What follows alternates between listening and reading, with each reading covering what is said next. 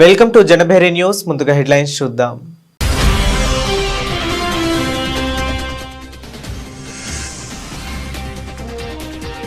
ఇక్కడే ఉంటూ దమ్ముంటే వచ్చినప్పుడు నన్ను పట్టుకో, ట్రంప్నకు కొలంబియా అధ్యక్షుడి సవాల్.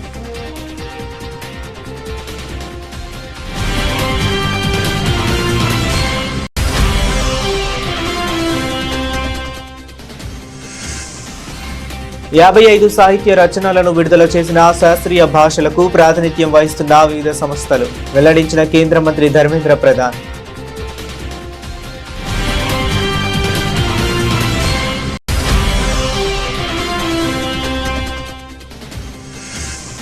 స్టాలిన్ ప్రభుత్వానికి షాక్ ఇచ్చిన మద్రాస్ హైకోర్టు. తిరుపరంకుండ్రం కొండపై ఉన్న రాతి దీపస్తంభం ఆలయానికి చెందినదని స్పష్టం చేసిన ధర్మాసనం.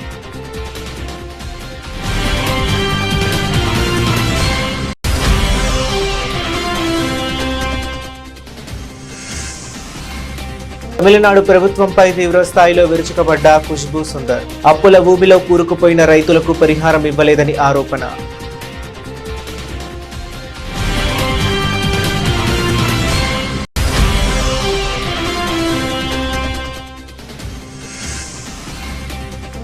ఈ నెల 18న మేడారంకు ముఖ్యమంత్రి రేవంత్ రెడ్డి. సీఎం చేతుల మీదుగా గద్దెల పునరుద్ధరణ.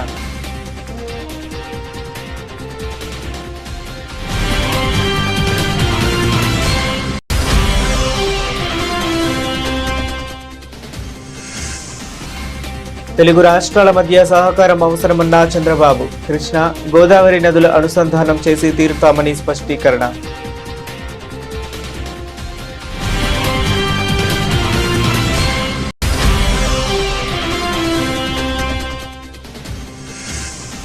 తెలంగాణ విద్యాశాఖ పనితీరుపై అసహనం వ్యక్తం చేసిన శాసనమండలి చైర్మన్. మన ఊరు మనబడి పేమెంట్స్ చెల్లించాలని ప్రభుత్వానికి విజ్ఞప్తి.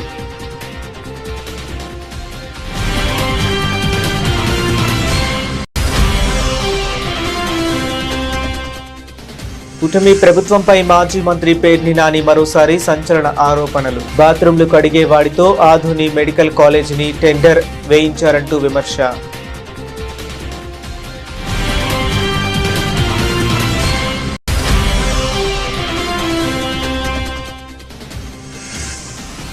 మండలిలో కవిత కంటతడి. తీవ్రంగా స్పందించిన గొంగిడి సునీత. కవిత ఎవరో ఆడించినట్లు ఆడుతున్నారన్న ఆరోపణ.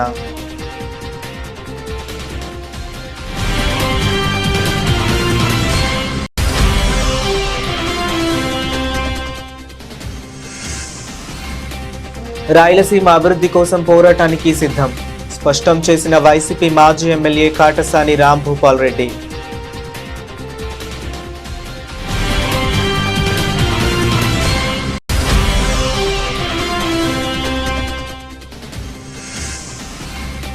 పది సిక్సర్లతో వైభవ్ విధ్వంసం. 8 వికెట్లతో భారత్ గెలుపు. రెండో వన్డేలోనూ సౌత్ ఆఫ్రికా చిత్తు.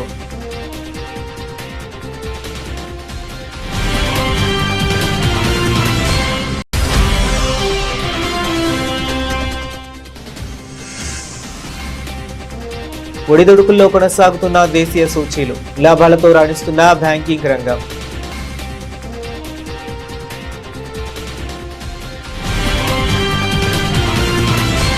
ఇక డీటెయిల్స్ చూస్తే, వాషింగ్టన్ బొగోటా మధ్య ఉద్రిక్తతలు శరవేగంగా పెరుగుతున్నాయి. వెనుజువెలా అధ్యక్షుడు నికోలస్ మదురోను అమెరికా దళాలు అదుపులోనికి తీసుకున్న కొన్ని రోజులకే ఇప్పుడు కొలంబియా వంతు వచ్చిందన్నట్లుగా పరిణామాలు చోటు చేసుకుంటున్నాయి. అమెరికా అధ్యక్షుడు డొనాల్డ్ ట్రంప్ చేసిన తీవ్ర వ్యాఖ్యలకు కొలంబియా అధ్యక్షుడు గుస్తావో పెట్రో ఏకంగా నన్ను వచ్చి పట్టుకో, నేను ఇక్కడ ఎదురు చూస్తున్నా అంటూ బహిరంగ సవాల్ విసిరారు. ఈరోజు భారతదేశంలోని 5 శాస్త్రీయ భాషలకు ప్రాతినిధ్యం వహిస్తున్న వివిధ సంస్థలు 55 అరుదైన మరియు విలువైన సాహిత్య రచనలను విడుదల చేశామని కేంద్ర మంత్రి ధర్మేంద్ర ప్రధాన్ వెల్లడించారు. ఈ 5 భాషలు తమిళం, తెలుగు, మలయాళం, కన్నడ మరియు ఒడియా వాటి శాస్త్రీయ హోదాకు గుర్తింపు పొందాయని పేర్కొన్నారు. భారతదేశ భాషలు దాని సమాజాన్ని ఏకం చేస్తాయని అన్నారు. దేశవ్యాప్తంగా 1000కి పైగా భాషలు మాట్లాడుతున్నాయని చెప్పుకొచ్చారు. ప్రధానమంత్రి నరేంద్ర మోదీ అన్ని భారతీయ భాషలు జాతీయ భాషలే అని అన్నారని కేంద్ర మంత్రి ధర్మేంద్ర ప్రధాన్ గుర్తు చేశారు. आज भारत की 5 क्लासिकल लैंग्वेज की विभिन्न संगठनों की ओर से, उन संस्थाओं की ओर से 55 दुर्मूल्य साहित्य को लोकार्पित किया गया। तमिल, तेलुगु, मलयालम, कन्नड़ और उड़िया ऐसे 5 भाषाओं में CIIL के तहत और CICT के तहत जो प्रयास चल रहा है भारत सरकार की, क्लासिकल लैंग्वेज को महत्व देना। पहले 6 क्लासिकल लैंग्वेज था, इस 5 के अलावा संस्कृत भी है। पिछले साल सरकार ने और 5 भारतीय भाषा को क्लासिकल लैंग्वेज की, प्राचीन भाषा की मान्यता दिया है। मराठी, बंगाली, ओहमिया, पाली और प्राकृत। भारत की भाषा समाज को जोड़ती है। भारत में हजारों से ज़्यादा संख्या की भाषा है। माननीय प्रधानमंत्री नरेंद्र मोदी जी ने कहा, सभी भारत की भाषा राष्ट्रीय भाषा है। All language are national language. राष्ट्रीय शिक्षा नीति 2020 की यही रिकमेंडेशन है। भारतीय भाषाओं के आधार पे भारत की पढ़ाई होने से भारत की विकास होगा। 2047 विकसित भारत के लक्ष्य में भारतीय भाषाओं की महत्व और बढ़े, महत्व है ही और बढ़े, उसके लिए भारतीय भाषा समिति हमने गठन किया है। उनकी नेतृत्व में हमने बाल वाटिका से, प्री स्कूल से लेके हाई एंड रिसर्च तक भारतीय भाषा में हो। आज भारत में 5वीं कक्षा तक मातृभाषा में पढ़ाने के लिए पहल किया जा रहा है। भारतीय भाषा में इंजीनियरिंग कोर्सेस भी बनी है। भारतीय भाषाओं में मेडिकल साइंस की कोर्सेस बनी है। भारत की कोर्ट्स में उनकी मातृभाषा आधारित कोर्ट लैंग्वेज बन रहा है। प्रधानमंत्री नरेंद्र मोदी जी ने कहा है कि हमको मैकॉले माइंडसेट को बदलना है। मैकॉले माइंडसेट को बदलने की सबसे कारगर इंस्ट्रूमेंट, हथियार भारतीय भाषा है। आज हमने 55 किताबों को, 5 भाषा की 55 किताबों को लोकार्पित किया। यह अत्यंत हर्ष की विषय है। మద్రాస్ హైకోర్టు మదురై బెంచ్ గౌరవనీయ న్యాయమూర్తులు డిఎంకే ప్రభుత్వం దాఖలు చేసిన అప్పీల్ పిటిషన్ను మరియు గౌరవనీయ న్యాయమూర్తి తీరు జిఆర్ స్వామినాథన్ ఏవిఎల్ ఇచ్చిన తీర్పును సవాల్ చేస్తూ దాఖలైన అనేక పిటిషన్లను తోసిపుచ్చారు. తిరుపరంకుండ్రం కొండపై ఉన్న ఆలయం యొక్క ప్రతినిధులు మరియు భక్తులు సంవత్సరంలో ఒకే రోజు రాతి స్తంభంపై దీపం వెలిగించడానికి అనుమతించడం ప్రజాశాంతికి విఘాతం కలిగిస్తుందనే భయాన్ని ఒక బలమైన రాష్ట్రం ఎలా కలిగి ఉండగలదో అర్థం చేసుకోవటం కష్టమని గౌరవనీయ న్యాయమూర్తులు తమ ఉత్తర్వుల్లో పేర్కొన్నారు. రాష్ట్రం స్వయంగా దానిని స్పాన్సర్ చేస్తేనే అలాంటి గందరగోళం తలెత్తుతుందని కోర్టు స్పష్టంగా పేర్కొంది. తిరువపరంకుండ్రం కొండపై ఉన్న దీపరాతి స్తంభం ఆలయానికి చెందినదని ధర్మాసనం మరింత స్పష్టం చేసింది. గౌరవనీయ న్యాయమూర్తులు డిఎంకే ప్రభుత్వాన్ని తీవ్రంగా హెచ్చరిస్తూ రాజకీయ అజెండాల కోసం రాష్ట్రం అంత స్థాయికి దిగజారకూడదని వ్యాఖ్యానించారు. శాంతి భద్రతల సమస్య గురించిన ఆరోపణ అనేది ఒక ఊహాత్మక దెయ్యం తప్ప మరొకటి కాదని, అధికారులు తమ స్వంత సౌలభ్యం కోసం సృష్టించారని, ఒక సమాజాన్ని మరొక సమాజానికి వ్యతిరేకంగా పోటీ చేసే అవకాశం ఉందని కూడా కోర్టు పేర్కొంది.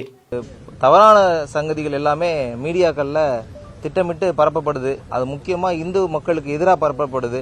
அது மீடியா மட்டும் இல்லை, தமிழ்நாடு அரசாங்கமே நீதிமன்றத்தில் பல்வேறு பொய்களை அடுக்கடுக்காக சொன்னாங்க. நம்ம அதை பார்த்தோம். திருப்பரங்குன்றம் தமிழ்நாடுடைய உலகத்திலே உள்ள 6 படை வீடுகளில் முதல் படை. அந்த படையில் உள்ள மலை உச்சியில் தீபம் ஏற்றுறதுக்கு தான் மனிதர் ராம ரவிக்குமார் நவம்பர் மாதம் அதுக்கான பிள்ளையார் சொல்லி போட்டார். அதற்கப்புறம் ஈவோ அதை ரிஜெக்ட் பண்ணாங்க. நீதிமன்றத்துக்கு வந்தோம். தனி நீதிபதி அவர்கள் நேரடியாக போய் பார்த்தாங்க. எல்லா எவிடன்ஸும் கொடுத்துருந்தோம். தீர்ப்பு கொடுத்தாங்க. அதற்கு மேலே ஒரு 3-4 வழக்குக்கு கிட்டத்தட்ட 20 அப்பீல் ஃபைல் பண்ணியிருந்தாங்க. இந்து சமய அறநிலைத்துறை இந்து மக்களுடைய உரிமைகளை, கோவிலுடைய பாரம்பரியங்களை, கோவிலுடைய சொத்துக்களை பாதுகாக்க வேண்டிய இந்து சமய அறநிலைத்துறை இந்து மக்களுக்கு எதிராகவே 3 அப்பீல் தாக்கல் செஞ்சிருந்தாங்க. அந்த 3 அப்பீல், அது போக government, collector, commissioner of police எல்லாருமே அந்த உத்தரவுக்கு எதிராக அப்பீல் தாக்கல் செஞ்சிருக்கிறத பார்க்கும்போது இந்து மக்களுக்கு அந்த தமிழ்நாடு அரசாங்கமே எதிராக இருக்குங்கிற அந்த ஒரு சூழ்நிலை தான் நம்ம வந்து முடிவெடுக்க முடியும். அந்த ஒரு சூழ்நிலையில் கிட்டத்தட்ட 20 அப்பீலையும் பொறுமையாக இருநபர் நீதிபதிகள் திரு ஜெயச்சந்திரன் மற்றும் திரு ராமகிருஷ்ணன் அவர்கள் வந்து அதை கேட்டாங்க. கிட்டத்தட்ட ஒரு 5-6 நாள் வந்து அந்த ஆர்கியூமெண்ட்ஸ் நடந்துச்சு. வக்ஃபு வந்து அவங்க அப்பீல் வரதுல ஒன்றும் ஒரு மாற்று கருத்து கிடையாது. அது அவங்களோட உரிமையை கேட்குறாங்க. அது உரிமை இருக்கா இல்லைங்கிறத நம்ம நீதிமன்றம் இப்போ இன்னைக்கு சொல்லிருச்சு. இன்னைக்கு வந்து கிட்டத்தட்ட ஒரு 15 நாள் கழிச்சு இன்னைக்கு இந்த தீர்ப்பு வந்து ஒரு வரலாற்று சிறப்பு மிக்க தீர்ப்பு அன்னை சொன்ன மாதிரி வந்து அதை கொடுத்தாங்க. அந்த தீர்ப்பில் అడికోడిటు కామికంబడి என்ன சொல்லணும்னா తమిళనాడు ప్రభుత్వంపై బీజేపీ మహిళా నాయకురాలు ఖుష్బూ సుందర్ తీవ్ర స్థాయిలో విరుచుకుపడ్డారు. రాష్ట్రంలో అప్పుల ఊబిలో కూరుకుపోయిన రైతులకు పరిహారం ఇవ్వలేదని, కానీ అక్రమ మద్యం సేవించి లేదా నటుడిని చూడడానికి వెళ్లి చనిపోతే 10 నుంచి 40 లక్షలు చెల్లిస్తున్నారని విమర్శించారు. డిఎంకే పాలనలో తమిళనాడు అన్ని విధాలా నష్టపోయిందని ఆరోపించారు. தமிழகத்துல இன்னைக்கு விவசாயிகளுடைய கஷ்டங்கள் பார்க்கும்போது வயிறு எரியுது. நீங்க நினைச்சு பாருங்க, நீங்க வந்து கஷ்டத்துல இறங்கி ஒரு விவசாயம் பண்ணும்போது கடன் திருப்பி கொடுக்க முடியாம நீங்க செத்தீங்கன்னா, விஷம் குடிச்சு செத்தீங்கன்னா உங்களுக்கு 5 பைசா கூட வராது. ஆனா கள்ளச்சாராயம் குடிச்சு நீங்க செத்தீங்கன்னா 10 லட்சம் வரும். இதே மாதிரி ஒரு பெரிய பிரச்சனைகள் வரும்போது நீங்க வந்து வங்கியில வாங்கின கடன் உங்களுக்கு திருப்பி கொடுக்க முடியலன்னா உங்களுக்கு ஒரு 10 பைசா வராது. ஆனா ஒரு நடிகன் பார்க்கும்போது அப்போ நீங்க இறந்து போனீங்கன்னா 40 லட்சம் வரும். இந்த நிலைமையில தான் இன்னைக்கு தமிழகத்துல வாழ்ற ஒவ்வொரு விவசாயிங்க இருக்காங்க. நம்ம நாட்டுடைய விவசாயிங்க இன்னைக்கு நீங்க இவ்வளவு கஷ்டப்படுறீங்கன்னா, நம்மளுடைய மாண்புமிகு முதல்வர் அவர்கள் என்ன பண்ணிட்டு இருக்காரு? சும்மா நீங்க இருக்கீங்க அதனால்தான் நாங்க வந்து இருக்கோம். ஒரு திமுக சார்பா நான் வந்து எல்லா விவசாயிகளுக்கு நான் ஒரு நண்பராகவே இருக்கேன். அவங்களுக்காக எல்லா வேலையை பார்த்துட்டு இருக்கேன். ஏங்க வருஷம் பொங்கல் வரும்போது ஆந்திர பிரதேசத்துல நீங்க கரும்பு கொண்டு வந்து இறக்குறீங்க, நம்ம விவசாயிகளுக்கு என்னங்க ஹெல்ப் பண்றீங்க? பொங்கல் வந்தா எலெக்ஷன் வருது, அதனாலதான் நீங்க வந்து அவங்களுக்கு பரிசு கொடுக்குறீங்க. ஆனா அதுக்கு முன்னாடி 5 வருடமாக நீங்க விவசாயிகளுக்கு என்ன செஞ்சு கொடுத்தீங்க? మేడారం మహాజాతర మహాఘట్టం జనవరి 29న సాయంత్రం 5 గంటలకు ఆవిష్కృతం కానుంది. ఆ రోజున వనం నుంచి సమ్మక్క గద్దెపైకి రానుంది. అంతకు ముందుగా 28న బుధవారం సాయంత్రం 4 గంటలకు సారళమ్మ గద్దెపైకి రానుంది. ఆ తరువాత 29 సాయంత్రం 5 గంటల నుంచి 31 సాయంత్రం 4 గంటల వరకు మొక్కులు చెల్లించే కార్యక్రమం జరగనుంది. 31న సాయంత్రం సమ్మక్క సారళమ్మలు వన ప్రవేశం చేయనున్నారు. కాగా ఈ నెల 19న సమ్మక్క సారళమ్మ ఆలయ పునరుద్ధరణ పనులను ముఖ్యమంత్రి రేవంత్ రెడ్డి ప్రారంభించనున్నారు. ఈ మేరకు ఆహ్వాన పత్రికలోనూ ఈ విషయాన్ని పేర్కొన్నారు. మేడారం మహాజాతరకు రావాలని కోరుతూ అసెంబ్లీలోని సీఎం ఛాంబర్లో సీఎం రేవంత్ రెడ్డికి మంత్రులు పొంగులేటి శ్రీనివాసరెడ్డి, కొండా సురేఖ, సీతక్క, అడ్లూరి లక్ష్మణ్ మహాజాతర ఆహ్వాన పత్రికను అందించారు. ఈ కార్యక్రమంలో మేడారం ఈవో వీరస్వామి, ఆలయ పూజారుల సంఘం అధ్యక్షుడు సిద్ధబోయిన జగ్గారావు పాల్గొన్నారు. కాగా ఆలయ సాంప్రదాయం ప్రకారం సీఎంకు కంకణం కట్టి కండువా కప్పి బంగారం అందజేసి మేడారం జాతరకు రావాలని ఆహ్వానించారు. అలాగే deputy CM Bhatti Vikramarka, assembly speaker గడ్డం ప్రసాద్ కుమార్ తో పాటు పలువురు మంత్రులకు జాతరకు రావాలని కోరుతూ ఆహ్వాన పత్రికలను అందించారు. కాగా మేడారం పోస్టర్ ను సీఎం ఆవిష్కరించారు. కుంభమేళను తలపించేలా మేడారంలో జాతరకు ఏర్పాట్లు చేస్తున్నట్లు మంత్రి పొంగులేటి శ్రీనివాసరెడ్డి తెలిపారు. ఆంధ్రప్రదేశ్, తెలంగాణ రాష్ట్రాల మధ్య ఉన్న నదీ జలాల పంపకాల వివాదాలను సామరస్యపూర్వకంగా పరిష్కరించుకుందామని ఏపీ ముఖ్యమంత్రి చంద్రబాబు పిలుపునిచ్చారు. 2 తెలుగు రాష్ట్రాల మధ్య సహకారం అవసరమని, ఐక్యంగా ఉంటేనే దేశంలో అగ్రస్థానానికి చేరుకోగలమని ఆయన అన్నారు. పోలవరం, నల్లమల సాగర్ లింక్ ప్రాజెక్టును ఆపాలంటూ తెలంగాణ ప్రభుత్వం సుప్రీంకోర్టును ఆశ్రయించిన నేపథ్యంలో చంద్రబాబు వ్యాఖ్యలు ప్రాధాన్యం సంతరించుకున్నాయి. ఆంధ్రప్రదేశ్లోని నదులన్నిటినీ అనుసంధానం చేయాల్సిందేనని, కృష్ణా, గోదావరి నదుల అనుసంధానం ప్రాజెక్టును ఖచ్చితంగా పూర్తి చేస్తామని ఆయన స్పష్టం చేశారు. పోయిన సంవత్సరం దగ్గర 6282 టీఎంసీ నీళ్లు గోదావరి, కృష్ణాలో సముద్రంలోకి వెళ్ళాయి. గోదావరిలో నీళ్లు పుష్కరంగా ఉన్నాయి. అందుకే మీరు చూసినప్పుడు నేను ఎప్పుడు కూడా గోదావరి నీళ్లు వాడుకుంటే ఎప్పుడు నేను అడ్డు చెప్పలేదు. విభజన తర్వాత కాళేశ్వరం ప్రాజెక్టు కట్టినప్పుడు గోదావరి పైన ఎన్ని ప్రాజెక్టులు కట్టినా పర్వాలేదు, మనకు నీళ్లు వస్తాయనే ఉద్దేశంతో నేను ముందుకెళ్ళాను. గడిచిన 40 సంవత్సరాల్లో 3000 టీఎంసీ నీళ్లు గోదావరి నుంచి సముద్రం లేకపోతున్నాయి. పోలవరం ప్రాజెక్టు పూర్తవుతుంది. కృష్ణా గోదావరి అనుసంధానం జరుగుతుంది. నా జీవితంలో ఒకటే కోరిక, ప్రపంచంలో తక్కువ నీటి వినియోగం చేసే దేశం భారతదేశం. ఎన్నో సంవత్సరాలుగా పోరాడుతున్నా, ఎన్నో సంవత్సరాలుగా ప్రయత్నం చేస్తున్నా, గంగా కావేరి కలవాలి, దేశంలో నీటి సమస్య పూర్తిగా పరిష్కారం కావాలనేది నా అభీష్టమని మరొక్కసారి మీ అందరికీ విజ్ఞప్తి చేస్తున్నాను. తెలంగాణ విద్యాశాఖ పనితీరుపై శాసన మండలి చైర్మన్ గుత్తా సుఖేందర్ రెడ్డి అసంతృప్తి వ్యక్తం చేశారు.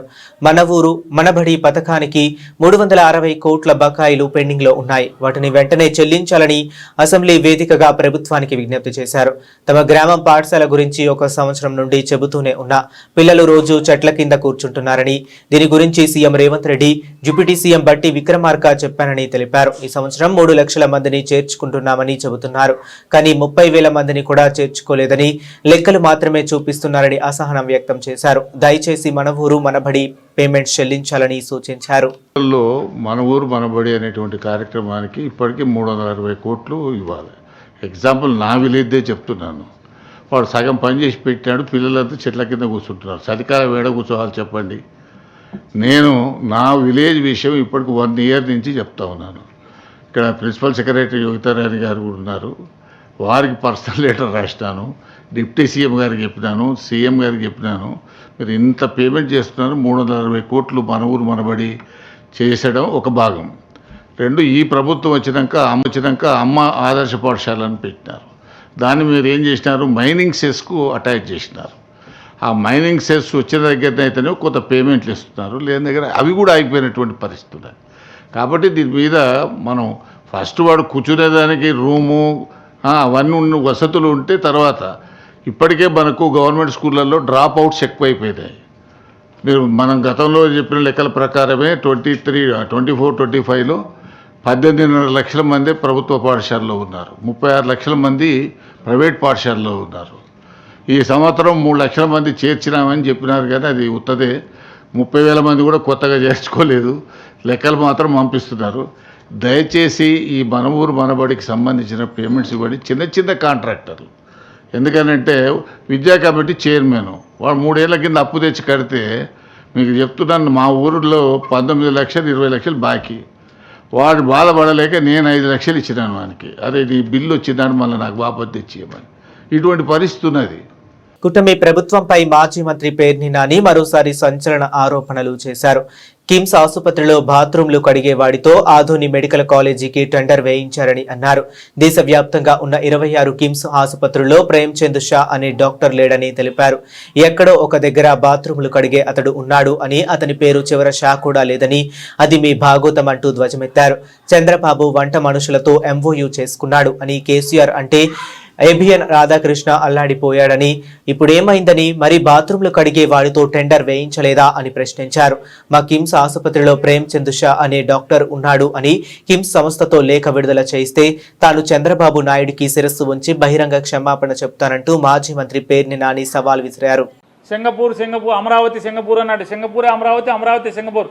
మీరు కళ్ళకు గంతలు కట్టి సింగపూర్ నుంచి ఏమన్నా తీసుకొచ్చి అమరావతిలో వదిలేస్తే ఇదేంటి నన్ను ఏ బజార్లో వదిలేరు, సింగపూర్లో ఇది ఏ బజార్ కొత్తగా ఉందని అంటారు సింగపూర్ వాళ్ళు అన్నాడు.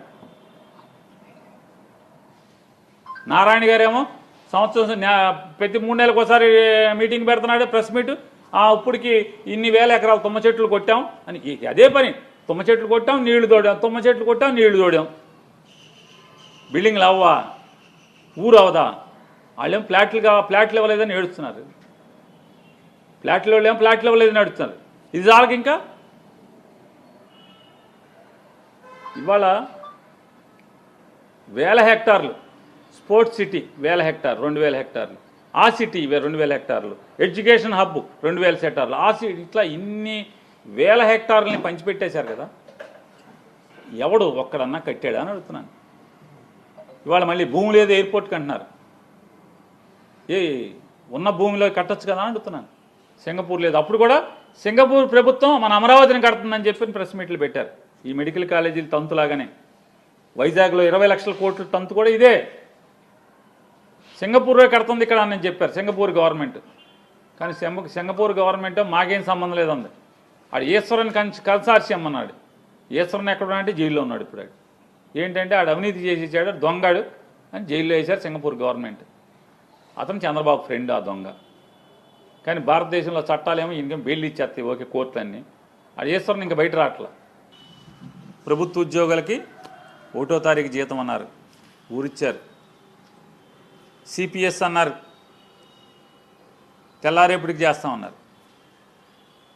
పిఆర్సీ అన్నారు, ఏరియర్స్ అన్నీ ఎప్పుడుదప్పుడు ఇచ్చేస్తా ఉన్నారు. డిఏలు ఇచ్చేస్తా ఉన్నారు. అసలు తెల్లారంగానే ఇవాళ డిఏ అయిందా, మళ్ళీ మర్రా డిఏ, మళ్ళీ ఇంకో రోజు డిఏ. ఎన్ని డిఏలు పెండింగ్ ఉన్నాయి? పిఆర్సీ ఏరు, ఐఆర్ ఎవరో ఆ మాస్టర్లు గారు అన్నాడు, పండితులందరూ టీచర్లు. జగన్మోహన్ రెడ్డి అండి మా మీద కక్ష కట్టండి, ప్రవీణ్ ప్రకాష్ని అండి మా మీద వదిలేశాడండి ప్రవీణ్ ప్రకాష్ని అని ఎక్కడక్కడ అంటావా సీఎం అన్నారు. చంద్రబాబు నాయుడు గారు మరి మీ మీద ముసలి కన్నీరు కార్చాడు కదా, కపట ప్రేమ చూపించాడు కదా. జగన్మోహన్ రెడ్డి గారి మీద విషపు మాటలు మీ మెదడులో ఎక్కించాడు కదా ఉద్యోగ సంఘాలకి, టీచర్లకి. ఇవాళ మరి రాజుగారిని మీ మీదకు వదిలేసింది ఎవరు? గోరు చుట్టు మీద రోకటి పోట్లాగా ఇన్ సర్వీస్ టెట్ అంటున్నారు. ఇన్ సర్వీస్ టెట్ అంట. మీ విద్యాశాఖ మంత్రి గారు చాలా కబుర్లు చెప్పాడు.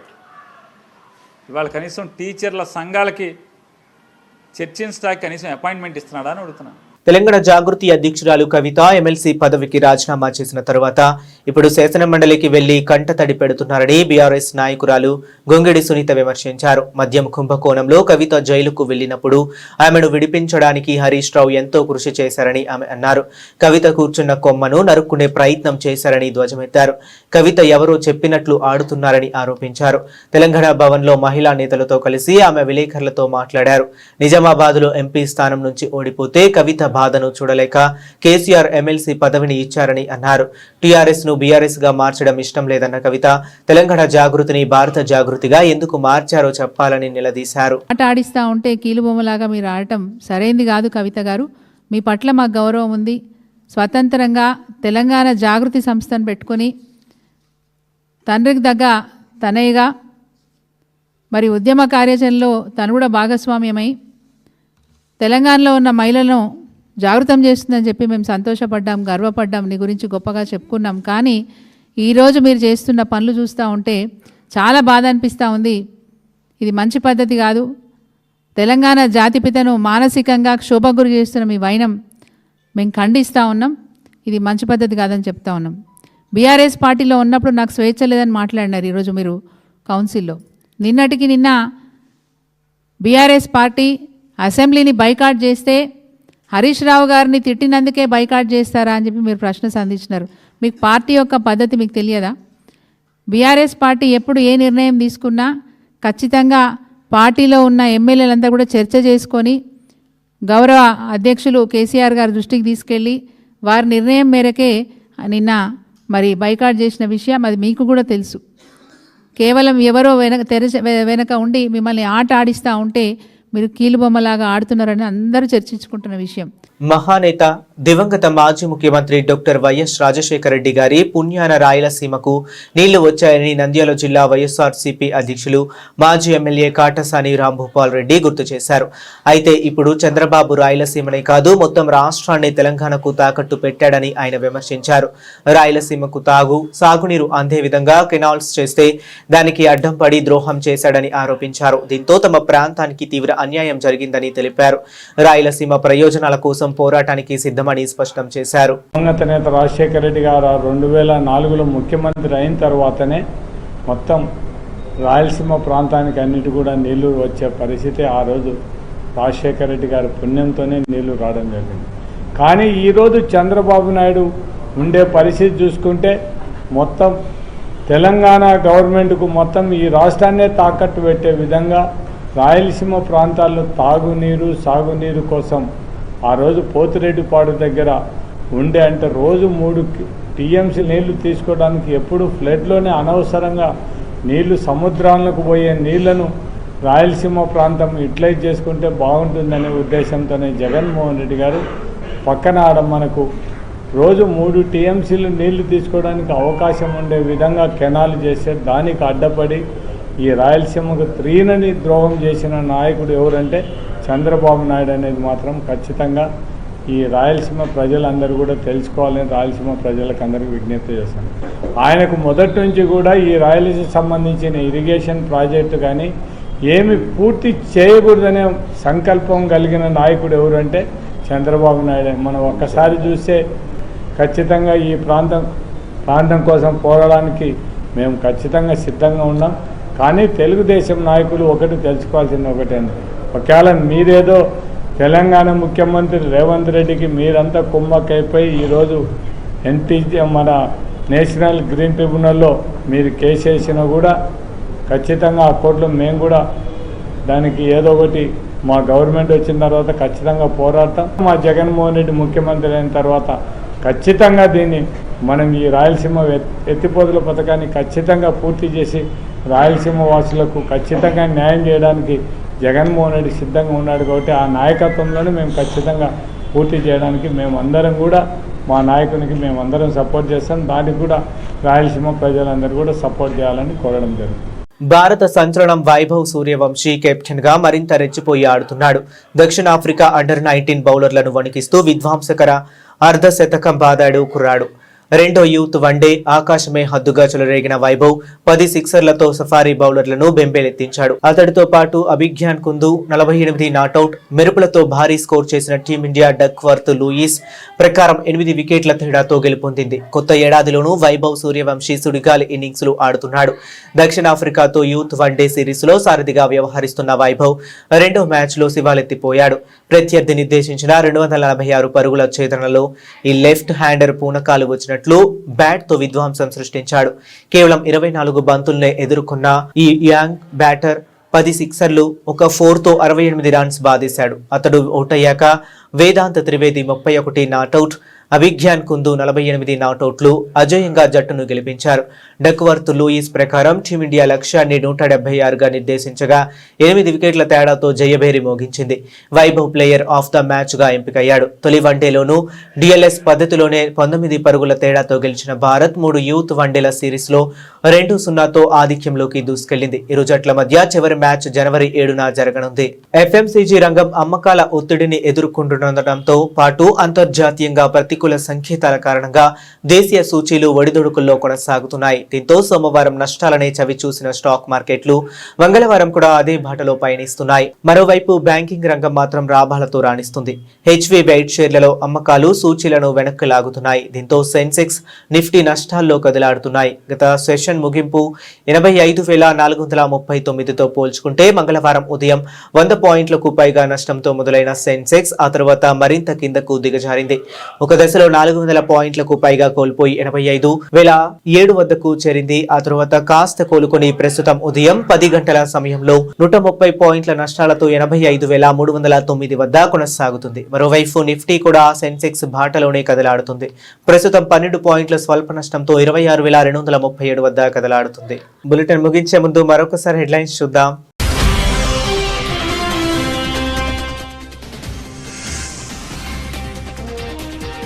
ఇక్కడే ఉంటూ దమ్ముంటే వచ్చినప్పుడు నన్ను పట్టుకో, ట్రంప్నకు కొలంబియా అధ్యక్షుడి సవాల్.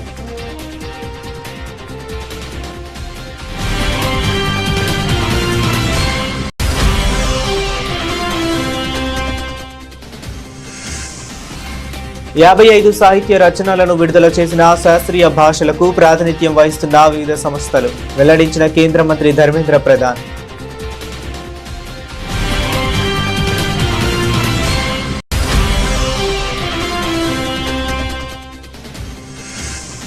స్టాలిన్ ప్రభుత్వానికి షాక్ ఇచ్చిన మద్రాస్ హైకోర్టు. తిరుపరంకుండ్రం కొండపై ఉన్న రాతి దీపస్తంభం ఆలయానికి చెందినదని స్పష్టం చేసిన ధర్మాసనం.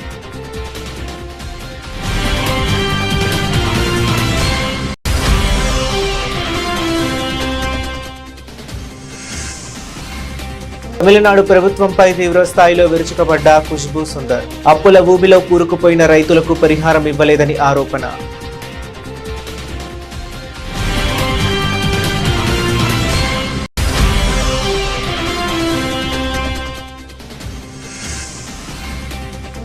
ఈ నెల 18న మేడారంకు ముఖ్యమంత్రి రేవంత్ రెడ్డి. సీఎం చేతుల మీదుగా గద్దెల పునరుద్ధరణ.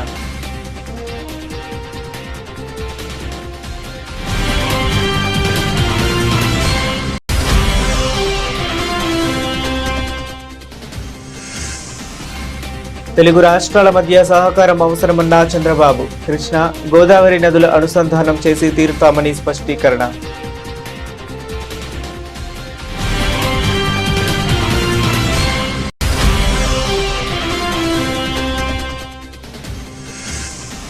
తెలంగాణ విద్యాశాఖ పనితీరుపై అసహనం వ్యక్తం చేసిన శాసనమండలి చైర్మన్. మన ఊరు మనబడి పేమెంట్స్ చెల్లించాలని ప్రభుత్వానికి విజ్ఞప్తి.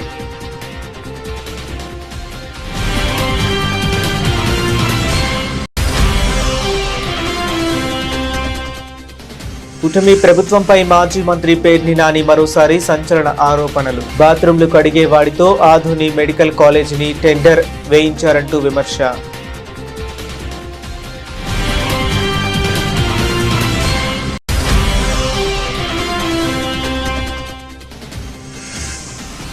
మండలిలో కవిత కంటతడి. తీవ్రంగా స్పందించిన గొంగిడి సునీత. కవిత ఎవరో ఆడించినట్లు ఆడుతున్నారన్న ఆరోపణ.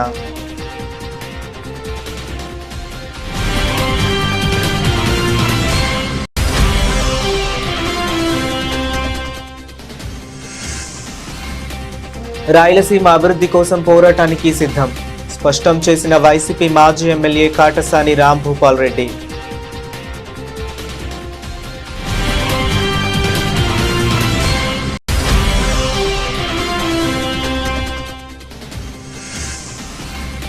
పది సిక్సర్లతో వైభవ్ విధ్వంసం. 8 వికెట్లతో భారత్ గెలుపు. 2వ వన్డేలోనూ సౌత్ ఆఫ్రికా చిత్తు.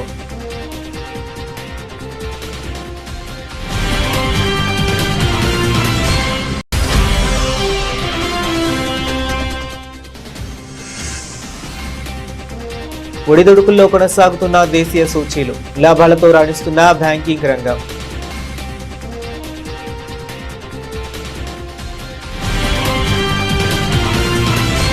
ఇవి ఇప్పటి వరకు ఉన్న అప్డేట్స్. మరిన్ని అప్డేట్స్ కోసం కీప్ వాచింగ్.